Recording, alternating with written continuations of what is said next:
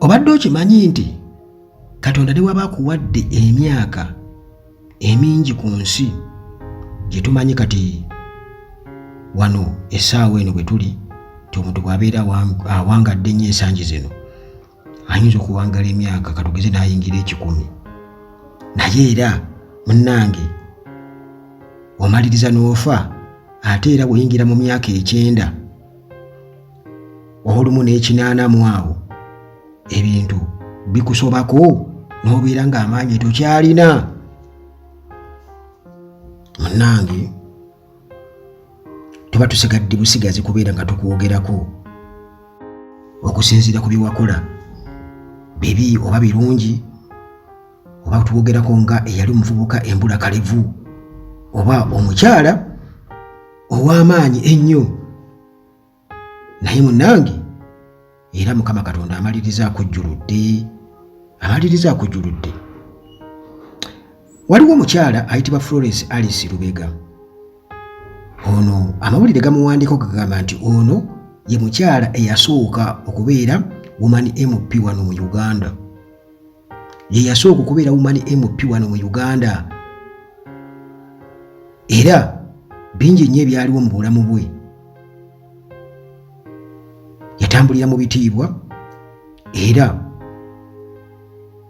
n'awangalira ddala emyaka kumpi 14. Naye munnange Mukama Katonda n'amaliriza ng'amujjuludde. Kati Florence ono Alice Lubega nkugambye nti ye mukyali yasookera ddala okubeera memba wa palamenti. Yafa October nga 29 October nga 29 nga just wabulayo wiiki emu bweti amazaalibwa ge ag'emyaka 14 gabeewo. Wabulayo wiiki emu n'afa.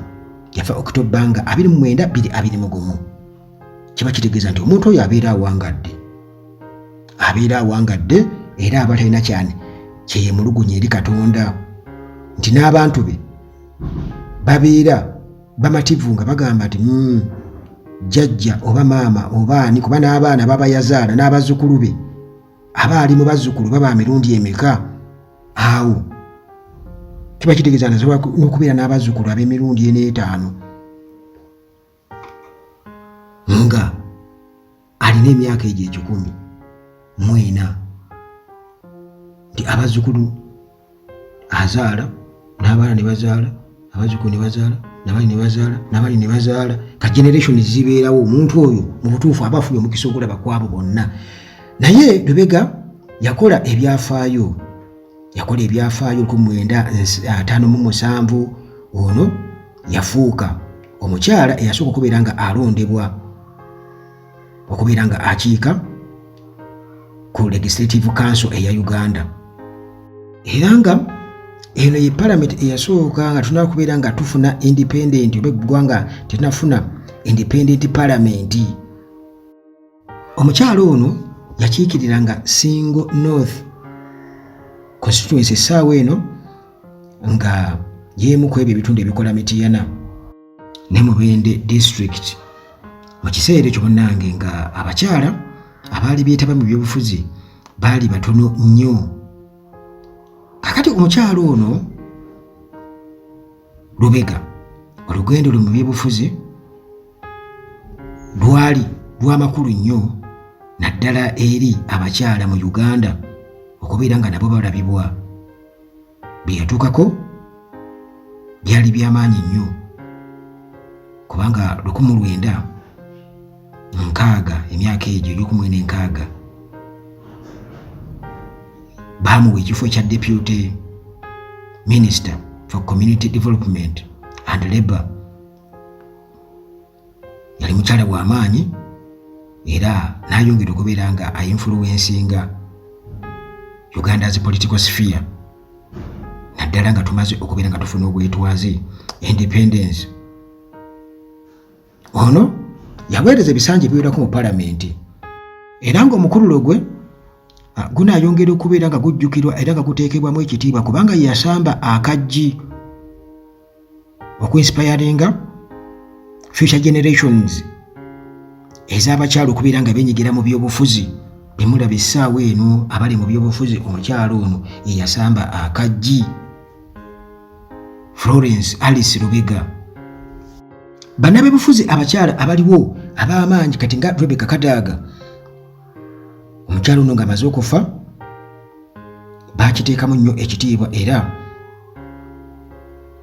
baalaga ensi yonna nti omuntu bw'ati tasaanye kubeera nga yeerabirwa ne ba political leaders abalala. Kugambye Kadaga ono nga yaliko sipiika wano, yali former speaker wa parliament eya Uganda. Kadaga yatendereza omukyalo ono olw'omutima gwe yalaga n'obuweereza bwe obulungi era nga bwali bwa mugaso nnyo mu kusambira abakyala akaggi, mu kuggulirawo abakyala akaggi basobola okubeera nga nabo babalabwanga abakulembeze abalungi. Kubanga singa yali mukyala nga teyaweereza bulungi, nga avumaganyizibwanga abaleero b'owulira nti bajje bakugambe nti ate sipiika wa parliament ataakola bino, ye waana akola atya, kugambye nti oba oliawo abakyala bandibadde babalabanga abatalina kubeera nga baweebwa omukisa. Naye omukyalo ono Florence Alice Lubega yakola kinene nnyo kubanga yawa ekyokulabirako era ensi yonna n'ekitegeera nti ddala mu butuufu abakyala nabo basobola okubeera nga bakulembera. Kati gwe ebifaananyi obiraba omuganda bwange nga akyali muto nawano ng'akaddiye, era emboozi eno njagadde ngiyiseeyiseemu wano mugitegeere nti munnange amakulu agalimu nti ne bw'owangaala otya kiba kitegeeza nti era byonna byokola birina okutuuka ku nkomerero, naye ekikulu kya byonna bakwenyumirizaamu ki, era byokola obikola ofa ku abo abalijja. Kuba omukyalo ono bamwogerako nga kwegamba eyateekawo legasi eyo, era abakyala bagyenyumirizaamu, Bakadaga n'abalala bonna abaliwo essaawa eno nti omukyalo ono yaweereza bulungi nnyo.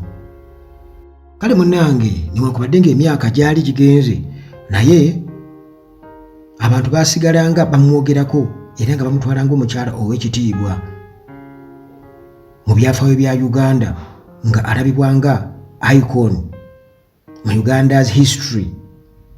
Era byonna bye yakola ettaffaali lyeyongera mu byobufuzi eby'eggwanga lino Uganda nga bikyali bito mu nkulaakulana yaabyo. Essaawa eno muganda wange ekyajjukirwa nnyo era nga erijjukirwa ebbanga lyonna, so si kutuuka kukugamba nti resigninga siina gye ndaga nga ndagawa, so si kubeeraawo nga bakwogerako ng'omuntu yadibaga palamenti, so si kubeeraawo nga bakwogerako ng'omuntu ayambyeko omulembe ogutugumbudde abantu,